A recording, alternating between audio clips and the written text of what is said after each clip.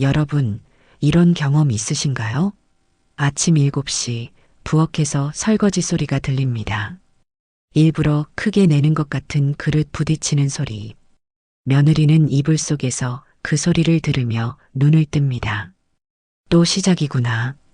한편 부엌에 선 시어머니는 혼잣말을 합니다.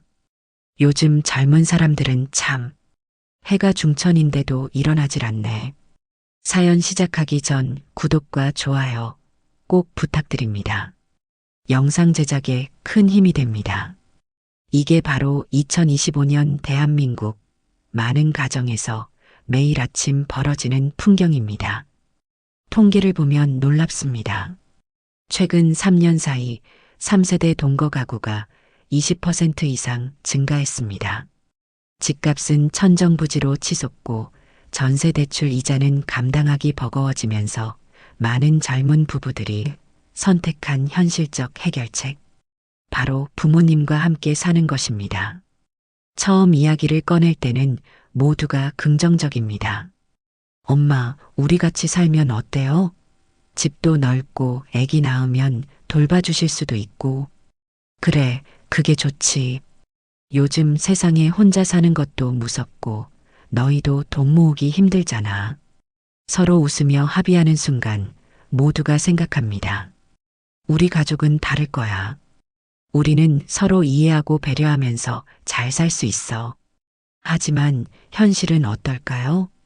함께 산 지 석 달이 지났을 때 집안의 공기가 달라집니다. 말은 줄어들고 서로 눈치를 보기 시작합니다. 거실에 둘이 있어도 각자 핸드폰만 보고 밥을 먹을 때도 필요한 말만 합니다. 반찬 더 드실래요? 아니, 괜찮아. 짧은 대화, 그리고 무거운 침묵. 분명 가까워지려고 한 집에 모인 건데 왜 이렇게 된 걸까요? 왜 같은 지붕 아래 살면서도 서로가 더 멀게만 느껴지는 걸까요? 오늘은 이 이야기를 해보려고 합니다. 누구의 잘못도 아닌, 하지만 누구에게나 힘든 이 상황에 대해서 말이죠. 혹시 여러분도 지금 이런 고민을 하고 계신가요? 아니면 며느리 입장이신가요? 시어머니 입장이신가요? 어쩌면 아들이자 남편으로서 중간에 낀 분일 수도 있겠네요. 어떤 입장이시든 오늘 이 이야기를 끝까지 들어보시면 조금이나마 위로를 받으실 수 있을 겁니다. 그리고 이렇게 생각하실 거예요. 아, 힘든 게 나만이 아니구나. 이게 참 어려운 일이었구나. 자, 그럼 지금부터 진짜 이야기를 시작해 보겠습니다. 가장 먼저 부딪히는 건 사소한 일상입니다. 현숙 씨는 35살 직장인입니다. 매일 아침 7시 30분에 출근해서 저녁 7시에 퇴근합니다. 시어머니와 함께 산 지 1년째, 그녀가 가장 힘들어하는 시간은 바로 아침입니다. 며느리, 일어났어? 아침 차려놨어. 노크도 없이 방문이 열립니다. 현숙 씨는 화들짝 놀라 일어나지만 속마음은 다릅니다. 제 방인데 들어오실 때 노크 한 번만 해주시면 안 되나? 하지만 말은 못합니다. 말하면 서운해 하실 게 뻔하니까요. 뭐, 우리 사이에 그런 게 어딨어. 나 엄마인데. 이렇게 말씀하실 게 보입니다. 시어머니는 시어머니대로 답답합니다. 내가 아침 차려주려고 새벽부터 일어나는데 고맙단 소리는커녕 귀찮아하는 것 같아. 서로 배려하는 마음은 있는데 그 배려가 오히려 부담이 되는 상황. 이게 참 아이러니합니다. 부엌 사용도 큰 문제입니다. 며느리는 주말에 요리를 좋아합니다. 새로운 레시피를 보면서 이것저것 만들어 보는 게 취미였죠. 하지만 시댁에 와서는 부엌 출입이 조심스럽습니다. 며느리 뭐해? 내가 해줄 텐데. 아니에요. 제가 할게요. 에이, 그냥 내가 하는 게 빨라. 결국 시어머니가 다 하십니다. 며느리는 자기 부엌 한쪽 구석에 서서 어정쩡하게 서 있다가 나옵니다. 내 집이 아니구나 하는 생각이 문득 듭니다. 빨래도 마찬가지입니다. 며느리가 빨래를 하려고 하면 내가 어차피 할 건데 같이 넣으라고 하십니다. 좋은 뜻인 걸 알지만 며느리는 속옷까지 함께 빨래하는 게 불편합니다. 그렇다고 따로 하자니 나는 가족이 아닌가 싶은 서운함이 들 것 같아 그것도 못합니다. 저녁 시간은 더 복잡합니다. 오늘 저녁은 밖에서 먹고 올게요. 며느리가 조심스럽게 말합니다. 회사 동료들과 약속이 있거든요. 오랜만에 친구들도 만나고 싶고 무엇보다 혼자만의 시간이 필요합니다. 하지만 시어머니 표정이 굳습니다. 그래, 그럼 아들 밥은 내가 챙겨야겠네. 말씀은 그렇게 하시지만 분위기가 싸늘해집니다. 며느리는 약속을 취소할까 고민하다가 결국 나가긴 나가는데 내내 마음이 불편합니다. 내가 나쁜 며느리인가? 저녁 한 끼 밖에서 먹는 게 그렇게 큰 잘못인가? 시어머니도 서운합니다. 가족끼리 저녁을 같이 먹어야 정이 쌓이는데 요즘 젊은 사람들은 자기 생활만 중요한가 봐. 텔레비전 리모컨 하나도 문제가 됩니다. 시어머니는 트로트 프로그램을 보고 싶고 며느리는 드라마를 보고 싶습니다. 거실 TV는 하나뿐. 어머니, 오늘 드라마 최종회예요. 그래. 근데 나도 이거 봐야 하는데. 결국 며느리가 방으로 들어가 핸드폰으로 봅니다. 시어머니는 홀로 거실에 앉아 TV를 보지만 왠지 마음이 편하지 않습니다. 주말 청소도 눈치 싸움입니다. 며느리는 주말에 좀 쉬고 싶습니다. 평일에 회사 일로 지쳐서 주말만큼은 늦잠도 자고 느긋하게 보내고 싶거든요. 하지만 시어머니는 새벽부터 일어나 집안을 쓸고 닦습니다. 청소기 돌아가는 소리에 며느리는 잠에서 깹니다. 죄책감이 밀려옵니다. 내가 도와드려야 하는 건가? 근데 너무 피곤한데. 일어나서 나가면 자고 있어도 돼. 내가 할게 하시지만 그 말이 더 부담스럽습니다. 그렇다고 정말 자고 있으면 저 며느리는 시어머니가 청소하는데도 자고 있네 하고 생각하실 것 같습니다. 이 모든 게 큰 일은 아닙니다. 사소한 일상일 뿐이죠. 하지만 이 사소한 것들이 매일 쌓이고 쌓이면서 집이 점점 불편한 공간이 되어갑니다. 더 근본적인 문제는 세대 간 생각의 차이입니다. 60대 시어머니가 자랐던 시대와 30대 며느리가 자란 시대는 완전히 다른 세상입니다. 시어머니의 기억 속에서 며느리는 이런 존재였습니다. 시집 오면 시부모님께 인사부터 올리고 집안일은 기본적으로 며느리 몫이고 명절이면 새벽부터 일어나 음식을 준비합니다. 시댁 어른들 말씀은 무조건 따라야 하고 본가는 명절에나 가는 곳이었죠. 나 때는 말이야. 이 말이 자주 나옵니다. 나 때는 시집 와서 3년은 말도 못 섞고 살았어. 그래도 꾹 참고 살았지.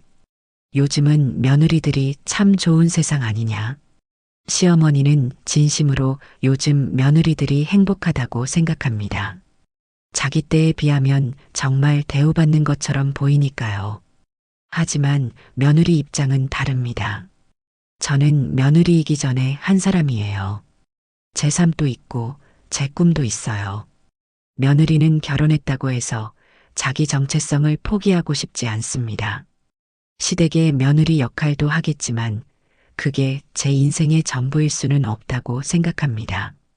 명절 음식 준비를 예로 들어볼까요? 명절엔 원래 며느리들이 음식 준비하는 거야. 시어머니는 이게 당연하다고 생각합니다. 대대로 내려오던 전통이고 자기도 그렇게 해왔으니까요. 하지만 며느리는 묻습니다. 왜요? 왜 며느리만 해야 하죠? 아들들은 왜 안 하나요? 이 질문에 시어머니는 당황합니다. 왜냐고? 원래 그런 거지. 왜가 어딨어. 며느리는 계속 말합니다. 저도 직장 다녀요. 남편도 직장 다니고요. 똑같이 일하는데 왜 집안일은 제가 더 많이 해야 하나요? 남편 성을 따른다고 해서 제가 시댁 식구가 되는 건 아니잖아요. 우리는 둘 다 양가의 자식이고 함께 가정을 꾸린 거예요. 이런 말을 들으면 시어머니는 답답합니다. 요즘 애들은 참 이기적이야. 하지만 정말 이기적인 걸까요? 육아 문제는 더 큰 갈등을 만듭니다. 손자가 태어나면 시어머니는 당연히 자기가 돌봐주겠다고 생각합니다. 며느리 일하러 가면 내가 봐주지, 뭐.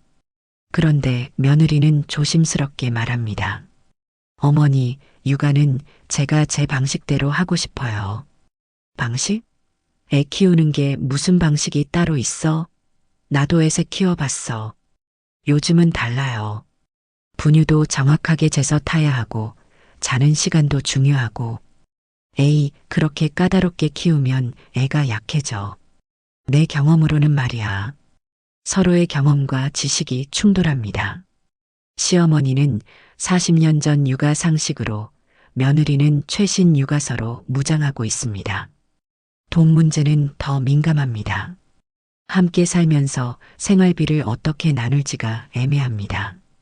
시어머니는 생각합니다. 내 집에서 사는 건데 밥은 내가 해주고 있고, 그러면 공과금 정도는 아들이 내야지. 며느리는 생각합니다. 우리도 월급 받아서 생활하는데 같이 사는 거면 공평하게 나눠야 하는 거 아닌가? 하지만 이런 이야기를 꺼내기가 참 어렵습니다. 돈 이야기를 하면 속물 같아 보일까봐 서로 눈치만 봅니다. 가장 큰 차이는 가족의 의미입니다. 시어머니 세대에게 가족은 하나입니다. 우리는 한 식구야. 개인보다 가족이 우선이고 가족을 위해서는 개인의 희생이 당연하다고 생각합니다. 하지만 며느리 세대에게 가족은 개인들의 모임입니다. 각자의 개성과 프라이버시를 존중하면서 함께 사는 것. 그게 며느리가 생각하는 가족입니다. 우리 집은 원래 이래. 저는 제 방식이 있어요. 이 두 문장이 계속 부딪힙니다. 누가 옳고 그른 게 아닙니다. 그냥 다를 뿐입니다. 하지만 이 다름을 인정하는 게 이렇게 어려울 줄은 몰랐습니다. 이 모든 상황 속에서 가장 힘든 사람은 누구일까요? 바로 아들이자 남편인 사람입니다. 민수 씨는 41살입니다. 어머니와 아내 사이에서 매일이 줄타기입니다. 아침에 출근하려고 하면 어머니가 부엌에서 부르십니다. 민수야, 잠깐만. 작은 목소리로 말씀하십니다. 너 와이프한테 말 좀 해라. 아침에 좀 일찍 일어나라고. 나이 많은 사람이 매일 아침 차리는 게 쉬운 줄 아냐. 회사에 가면 아내한테서 문자가 옵니다. 오빠 어머니한테 말씀 좀 드려봐. 내 방 문 좀 노크하고 들어오시라고. 나도 프라이버시가 있잖아. 민수 씨는 퇴근길에 한숨을 쉽니다. 집에 가기 싫다. 집이 편안한 휴식처가 아니라 또 다른 전쟁터가 되어버렸습니다. 어머니 편을 들면 아내가 서운해하고 아내 편을 들면 어머니가 상처받으십니다. 넌 이제 장가가서 엄마는 안중에도 없구나. 어머니의 이 한마디에 가슴이 찢어집니다. 오빠는 항상 어머니 편만 들어. 나는 오빠한테 가족이 아닌가 봐. 아내의 이 말에도 마음이 무너집니다. 실제로 많은 남성들이 이런 고민을 합니다. 40대 직장인 김 씨는 이렇게 말합니다. 어릴 때부터 효도가 최고의 가치라고 배웠어요. 부모님 말씀은 무조건 따라야 한다고 생각했죠. 그런데 결혼하고 보니 아내의 행복도 중요하더라고요. 둘 다 지킬 수는 없는 건가요? 어떤 남편들은 아예 문제를 회피합니다. 집에서 갈등이 생기면 야근을 핑계로 늦게 들어오고 주말에는 골프를 간다며 집을 비웁니다. 차라리 집에 없는 게 나아요. 있으면 양쪽에서 계속 뭔가를 요구하니까요. 또 어떤 남편들은 무조건 어머니 편만 듭니다. 그냥 엄마 말 들어. 나이 많으신 분한테 우리가 맞춰드려야지. 이런 남편을 둔 며느리는 더 외롭습니다. 남편마저 자기 편이 아니라고 느끼니까요. 50대 박 씨는 과거를 회상합니다. 20년 전에 어머니와 함께 살았었어요. 그때는 정말 힘들었죠. 아내도 힘들어했고 저도 중간에서 갈등이 심했습니다. 결국 5년 만에 분가했어요. 그때 어머니가 얼마나 서운해 하셨는지. 하지만 분가하고 나니 가족 모두가 편해지더라고요. 따로 살면서 자주 찾아뵙고 챙겨드리는 게 오히려 관계가 더 좋아졌습니다. 반대 경험도 있습니다. 60대 최 씨는 며느리와 15년째 함께 살고 있습니다. 처음엔 저도 힘들었어요. 며느리가 하는 것마다 마음에 안 들고 제 방식대로 안 하니까 속상했죠. 그런데 어느 날 며느리가 울면서 이야기하더라고요. 어머니, 저도 정말 열심히 하고 있어요. 서툴러서 그렇지 마음만은 진심이에요. 그 말을 듣고 깨달았어요. 이 사람도 나름대로 최선을 다하고 있구나. 그 후로는 많이 달라졌습니다. 최 씨는 말을 잇습니다. 제가 변했어요. 며느리를 며느리로만 본 게 아니라 내 딸처럼 생각하려고 노력했죠. 잘못한 게 있으면 제가 먼저 미안하다고 했어요. 나이가 많다고 항상 옳은 건 아니니까요. 하지만 이런 경우는 드뭅니다. 대부분의 가정에서는 갈등이 해결되지 않은 채 묵혀 있습니다. 며느리 입장에서도 힘듭니다. 30대 이 씨는 말합니다. 시댁에 들어올 때는 새 가족이 생겼다고 기뻤어요. 친정 부모님처럼 편하게 지낼 수 있을 줄 알았죠. 하지만 아니었어요. 항상 긴장하고 항상 조심해야 해요. 실수하면 역시 요즘 며느리들은 이런 소리 들을까봐 무섭고요. 또 다른 며느리는 이렇게 고백합니다. 가끔 화장실에 혼자 앉아서 울어요. 아무도 모르게. 남편한테도 말 못해요. 말하면 시어머니 흉보는 사람 같고 제가 나쁜 사람 같아서요. 시어머니도 서럽습니다. 내가 뭘 잘못했나 싶어요. 좋은 마음으로 해준 건데 다 부담스럽대요. 그냥 내버려 두면 또 무관심하다고 할 것 같고 어떻게 해야 할지 모르겠어요. 결국 모두가 힘듭니다. 나쁜 사람은 없습니다. 다만 서로 다른 세상에서 자랐고 서로 다른 언어를 쓰고 있을 뿐입니다. 그렇다면 어떻게 해야 할까요? 해법이 있긴 한 걸까요? 완벽한 해답은 없습니다. 하지만 조금이나마 나은 방법은 있습니다. 가장 중요한 건 심리적 거리입니다. 같은 공간에 살더라도 서로의 영역을 인정하는 것. 물리적으로는 가깝지만 정서적으로는 적절한 거리를 유지하는 겁니다. 예를 들어볼까요? 방문은 반드시 노크하고 들어가기. 간단해 보이지만 이게 얼마나 중요한지 모릅니다. 노크 한 번이 당신의 공간을 존중합니다라는 메시지를 전합니다. 각자의 시간 보장하기. 며느리가 퇴근 후 30분은 방에서 혼자 쉬는 시간을 갖는다면 시어머니는 그 시간을 존중해 줍니다. 시어머니가 오전에 친구들 만나러 나가신다면 며느리는 어디 가세요? 하고 간섭하지 않습니다. 식사도 융통성 있게 꼭 매 끼니를 함께 먹을 필요는 없습니다. 오늘은 일찍 먹을게요. 저녁은 밖에서 먹고 올게요.